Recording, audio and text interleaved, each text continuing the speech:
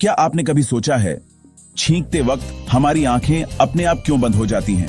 असल में जब हम छींकते हैं तो हमारी नाक और मुंह से हवा बहुत तेज प्रेशर के साथ बाहर निकलती है। उस समय हमारा शरीर खुद ब खुद आंखों को बंद कर देता है ताकि ये प्रेशर आंखों की नाजुक नसों और मसल्स को नुकसान न पहुंचाए। वैज्ञानिक इसे एक रिफ्लेक्स एक्शन मानते हैं, यानी बिना सोचे समझे शरीर का सुरक्षा कदम। यही वजह है कि चाहे आप चाहें भी, छींकते वक्त आंखें खुली रखना लगभग नामुमकिन है।